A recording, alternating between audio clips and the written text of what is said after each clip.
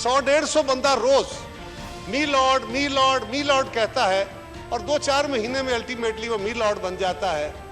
और मैंने ये कहा था कि वो मशहूर शेर है ना कि जी, तुझसे पहले जो शख्स यहाँ तख्त नशीं था उसको भी अपने खुदा होने का इतना ही यकीन था। कंटेम्प्ट ऑफ कोर्ट के कानून से जबानबंदियां तो हो सकती हैं, एहतराम नहीं हुआ करते। तो फिर आपकी कारकर्दगी का भी हमें चेक करना है, यह भी हमें आईन हक देता है।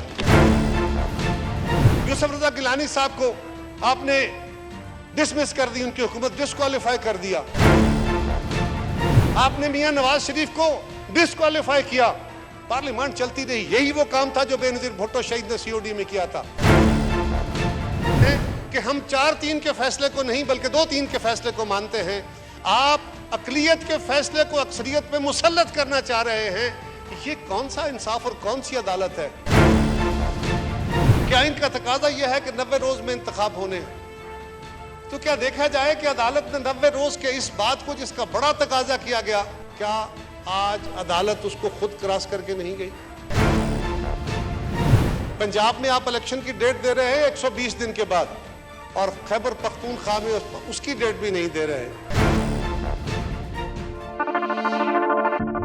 जनाब स्पीकर, इस मुल्क में सियासी लड़ाइयां बहुत तवील रही हैं। हम भी उन लड़ाइयों का हिस्सा रहे, हमारी जमातें भी, हम आपस में भी लड़ते रहे। लेकिन फिर माजी के तजर्बों से सीख के ये फैसला हुआ कि हम इस मुल्क के अंदर एक ऐसा असलूब तय करें कि सियासी जमातें, सियासी हुकूमतें एक पीसफुल ट्रांजिशन के जरिए अगली सियासी हुकूमत के हवाले की जाएं। और जनाब स्पीकर, ये इसी ऐवान का तदब्बर था कि आपने चार्टर ऑफ डेमोक्रेसी, जो मोहतरमा बेनज़ीर भुट्टो शहीद के ज़हन की तख्लीक थी, उन्होंने उसी के जरिए इसी ऐवान ने वो कानून साजी की, वो आइन साजी की कि उसकी बुनियाद पड़ी 2013 में और 2018 में एक पीसफुल ट्रांजिशन हुई। यही कोशिश थी कि इस दफ़ा भी ये असम्बली अपनी मुद्दत पूरी करे और एक मुंतखब ऐवान को ये अपना इक़्तिदार मुंतकिल करे। लेकिन जनाब स्पीकर, इस वक्त इमरान खान साहब ने या हमारी अपोजिशन ने ये रास्ता बंद कर रखा है और उन्होंने कोशिश की कि वो इस मुल्क के अंदर अर्ली इंतखाबात, अपनी मर्जी के इंतखाब और अपनी मर्जी के टर्म्स पे इंतखाब कराना चाहें। शायद उन्हें कुछ अहम जगहों पे बैठे हुए अफराद की ज़रूरत थी कि उनके होते होते इंतखाब हो जाएं। कुछ महीनों में अब कुछ अहम ओहदे खाली होने हैं, उससे पहले पहले शायद उनको उतावलापन था, उनको जल्दी थी। लेकिन जनाब, यहाँ तक मुझे कहने की इजाज़त दीजिए कि हमने तो वो असूल बनाया था कि जिसकी बुनियाद पे पहली दफ़ा इस ऐवान के अंदर से एक पीसफुल ट्रांजिशन के ज़रिए एक वज़ीर आज़म को अलग करके और दूसरे वज़ीर आज़म को अलग किया गया। जनाब स्पीकर, ये काम आज भी इस अमल की ज़रूरत थी, लेकिन इसको रोकने के लिए इमरान खान साहब ने भरपूर कोशिशें की। और आज इसी लड़ाई के अंदर जनाब वाला अदालती बहस शुरू हुई, लड़ाई शुरू हुई। उस लड़ाई के अंदर रोज़ नए सवाल उठते हैं। आज पिछले 2-3 दिन से ऐवान में ये बहस है, मीडिया में ये बहस है, हर जगह पे मुल्क भर में लोग इस मुबाहिसे में हैं कि अदालत में क्या हुआ, आइंदा क्या होगा, क्या हुकूमत अमल दरामद करेगी नहीं करेगी, इस तसादम का, इस लड़ाई का, इस रस्साकशी का अंजाम क्या होगा। लेकिन जनाब स्पीकर, यह भी तो देखना है कि इसका आगाज कैसे हुआ है। एक सवाल किया जाता है रोज, क्या इनका तकाजा यह है कि 90 रोज में इंतखाब होने हैं? तो क्या देखा जाए कि अदालत ने 90 रोज के इस बात को जिसका बड़ा तकाजा किया गया, और हम पे इल्जाम है कि आपने 90 रोज के उस बॉर्डर को क्रॉस किया या उस कदगन को क्रॉस किया, क्या आज अदालत उसको खुद क्रॉस करके नहीं गई? पंजाब में आप इलेक्शन की डेट दे रहे हैं 120 दिन के बाद, और खैबर पख्तूनख्वा में उसकी डेट भी नहीं दे रहे। जनाब स्पीकर, ये भी देखा जाना है और देखा जाना चाहिए। और ये सिर्फ हमारी आवाज नहीं है, ये आवाज बेंच और बार की तरफ से भी आई।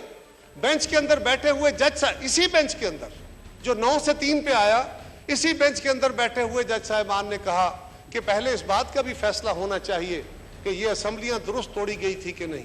कई दफा ये हुआ कि अदालतों ने ये फैसले दिए कि आपने असेंबली गलत तोड़ी है। आज कहा जा रहा है कि जनाब अनकंडीशनल इख्तियार था। हजूर वाला, दुनिया में कोई इख्तियार अनकंडीशनल नहीं होता जनाब स्पीकर।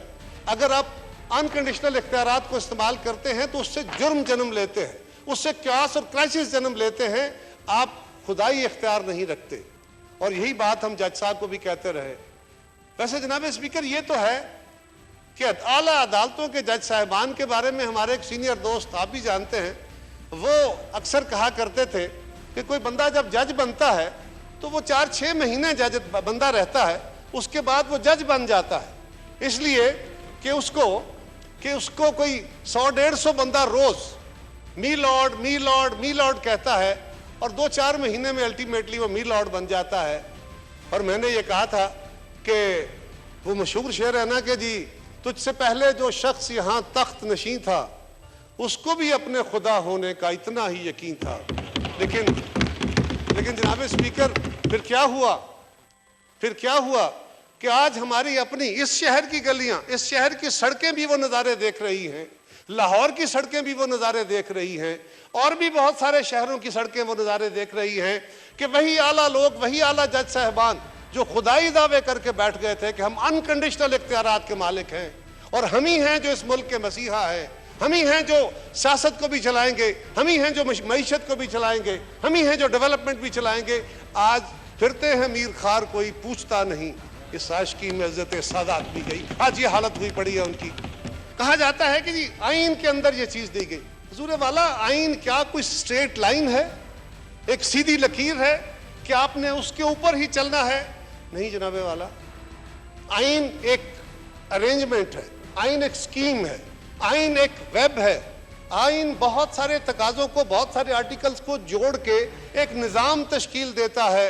उसकी आइसोलेशन में एक शेख को आप उठा के सिर्फ ये कहते रहें कि 90 रोज 90 रोज 90 रोज, उसकी बुनियाद पे आइन का तकाजा पूरा नहीं होता। हुजूर वाला, अगर आपको पाकिस्तान के इदारे कह रहे हैं कि आप इस वक्त इलेक्शन कराने के लिए जो मशीनरी हमें चाहिए वो हमारे पास अवेलेबल नहीं है, तो देख तो लीजिए कि वो दुरुस्त कह रहे हैं कि गलत।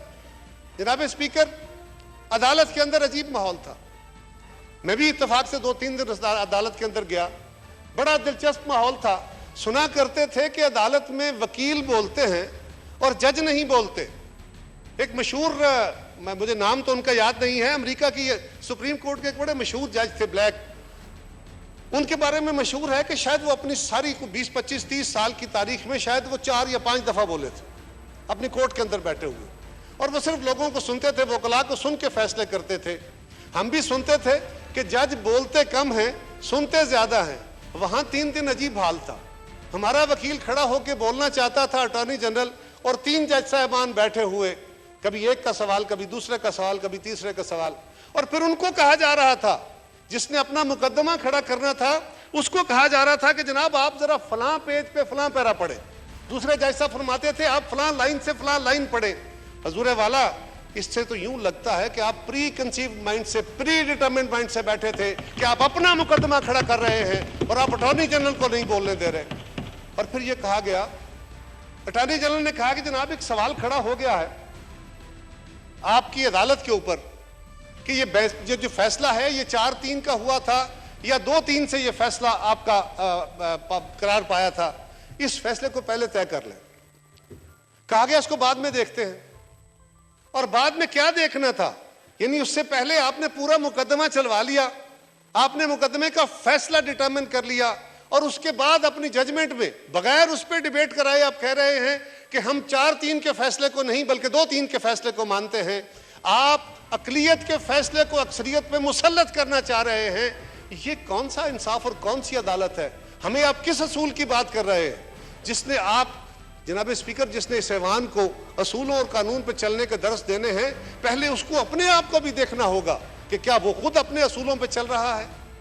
जनाब स्पीकर, हम जब यहाँ आते हैं तो हम मुख्तलिफ बैकग्राउंड से, मुख्तलिफ नजरियात की हामिल जमातें होती हैं, कुछ के नेशनल एजेंडाज होते हैं, कुछ के इलाकाई इशूज के ऊपर जमातें तश्कील पाती हैं, अपने अपने मंशूर होते हैं।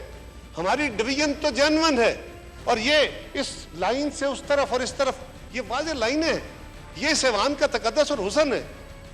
जनाब स्पीकर, हम भी अक्सरियत की बुनियाद पर फैसले करते हैं। मुझे ये सवाल तो करना है ना कि जनाब आपको क्या हुआ? आपके यहां तो ऐसा नहीं है, अदालत के अंदर तो ऐसा नहीं है। वहां तो जज 2 बैठे या 10 बैठे या 17 बैठे, सबके सब जजेस ने एक कानून के तहत फैसला करना है।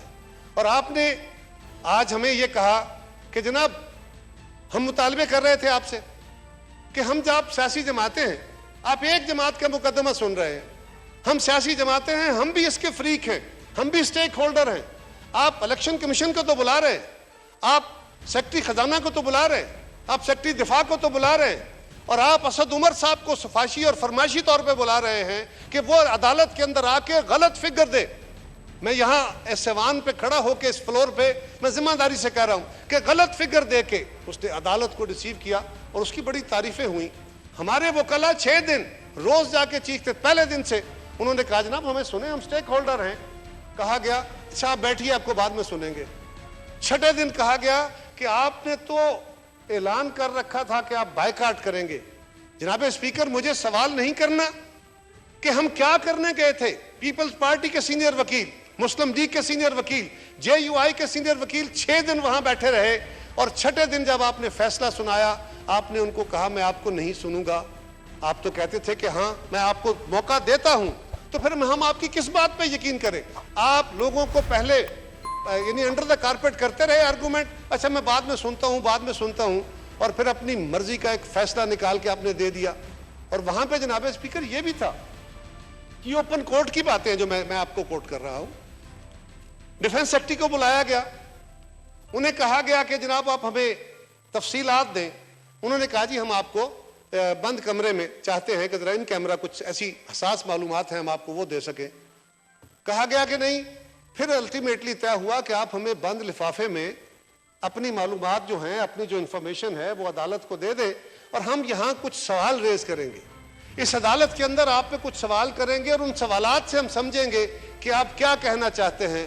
अभी वो रिपोर्ट नहीं आई थी जनाबे वाला, और आपने आर्गूमेंट कंक्लूड करके अदालत बंद कर दी। और उसके बाद अगले दिन उनकी रिपोर्ट आई, पता नहीं पढ़ी नहीं पढ़ी हमें नहीं पता। वो बंद कमरे के अंदर बैठ के आपने चंद लम्हों में उस रिपोर्ट को देखा और उसको एक तरफ फेंकते हुए आपने फैसला फरमा दिया। ये फरमाइए हम इस पे नाइंसाफी के दुहाई ना दें तो क्या करें? अगर हमारी कार्रवाई को, अगर हमारी बातों को, अगर हुकूमत की कारकर्दगी को आपने चेक करना है, आपको हक दिया है, तो फिर आपकी कारकर्दगी का भी हमें चेक करना है। ये भी हमें आइन हक देता है। ये नहीं हो सकता कि आप अनक्वालिफाइड इख्तियारात के हामिल हो जाएंगे और आपको कोई नहीं पूछेगा। हमें आपका एहतराम है, लेकिन जनाब स्पीकर ये बात भी है, अदालत का एहतराम है, अदालत का एहतराम है। हुजूर वाला एहतराम कराए जाते हैं। कंटेम्प्ट ऑफ कोर्ट के कानून से जबानबंदियां तो हो सकती हैं, एहतराम नहीं हुआ करते। एहतराम दिलों में होते हैं और वो कंडक्ट से होते हैं, वो आपके रवैयों से और आपके फैसलों से होते हैं। और इन फैसलों से आप चाहें कि लोग, वो कहते हैं ना, अगर गुमान हो तो शायर ने कहा था कि सुनो तो सही जहां में है तेरा फसाना क्या, कहती है तुझको खल्के खुदा गायबाना क्या। जरा उस तरफ सुनिए जनाबे वाला, वहां लोग आपको क्या कह रहे हैं। आपने नवाज शरीफ को एक बेजवाब सजा दे दी और सारी उम्र के लिए नाअहल करार दे दिया। क्या मसला हल हुआ? क्या क्राइसिस सॉल्व हुआ? या और बड़ा क्राइसिस शामिल हो गया? आप जैली तरीके से हुकूमतें बनाएंगे, आप हुकूमतों के को चलने नहीं देंगे। हमारी हुकूमत के अंदर यूसुफ रजा गिलानी साहब को आपने डिसमिस कर दी, उनकी हुकूमत डिस्क्वालीफाई कर दिया। सारी पाकिस्तान के अंदर यह बात है कि वो एक गलत फैसला था, मनूवट फैसला था। क्या मसला हल हो गया? आपने मियां नवाज शरीफ को डिस्क्वालीफाई किया, पार्लियामेंट चलती रही। यही वो काम था जो बेनजीर भुट्टो शहीद ने COD में किया था। यही वो फैसला था जो सारी क़यादत ने मिलकर किया था। आपने बहरान पैदा किए। हमने पाकिस्तान के आइन के अंदर वो रास्ते रख दिए कि ये सिस्टम डिस्टेबलाइज ना हो, बल्कि ट्रांजिशन स्मूथ होती रहे। आज जनाब स्पीकर फिर वही काम शुरू है। आज फिर अदालतें वो बहरान पैदा कर रही हैं। आज मैं आप सवाल करता हूं जज साहब से, आज मैं अदालत से और इस मुल्क के लोगों से सवाल करता हूं, क्या पंजाब की असम्बली, क्या खैबर पख्तूनख्वा की असम्बली किसी असूली बुनियाद पर तोड़ी गई थी? पंजाब का चीफ मिनिस्टर, जिसको आइन इख्तियार देता है असम्बली तोड़ने का, बिलाशुबा देता है, लेकिन वन कंडीशनल नहीं है। बट यहां तो और सूरत हाल है जनाब स्पीकर। यहां तो यह है कि वो बंदा चौधरी परवेज इलाही साहब जो चीफ मिनिस्टर था, वो असेंबली तोड़ने से पहले भी ऑन रिकॉर्ड है, ऑन रिकॉर्ड है, वो कहता था कि ये गलत फैसला करा रहे हो, बिल्कुल ना तोड़वाओ, नुकसान होगा। और जब असेंबली टूट गई तो बहुत कुछ कहा, राजा साहब ने भी आज उसका जिक्र किया, और भी बहुत सारे अल्फाज कहे। उन्होंने कहा ये असेंबली तोड़ के अब भुगते, मैं नहीं तोड़ना चाहता था। जनाब स्पीकर, ये कहां लिखा है? अगर आइन पे अमल करना है जज साहबान, अगर सिर्फ सीधी लाइन पे चल के बातें करनी है तो फिर आइन में लिखा है कि वजीर आला अपने आजादाना दिमाग से फैसला करेगा, वो किसी के कहने पे जबर के तहत असेंबलियां नहीं तोड़ेगा। अगर जबर के तहत गलत तरीके से असेंबलियां तोड़ेगा तो उसके खिलाफ फैसले मौजूद हैं इन्हीं अदालतों के। लेकिन क्या करें जनाब, वाहे चोमी किस्मत, हमें हो क्या गया? इसलिए कि यहां फैसले भी मर्जी के आते हैं, आइन एक है। जैसे मेरी आपसे गुजारिश है जनाब, आपका इदारा ये पार्लिमान, ये आइन बनाने वाला भी है, आप आइन की किताबें भी छपवाते हैं और मुसद्दका किताबें होती हैं। मेरा ख्याल है, हमें, मेरी तजवीज़ है कि आप पाकिस्तान के मुख्तलिफ इदारों में और ख़ास तौर पे हमसाये में उन कापियों को भी भेज दें। मुझे तो लगता है कि डोगर सन्स की जो गेस्ट पेपर्स वाली किताबें हैं वहाँ से आइन पढ़ा जा रहा है। हजूर वाला उस आइन में वाज़े तौर पर दर्ज है कि इंडिपेंडेंटली वो अपना माइंड इस्तेमाल करेगा। आज अगर उस फैसले को आप नहीं मानते, हम क्या करें?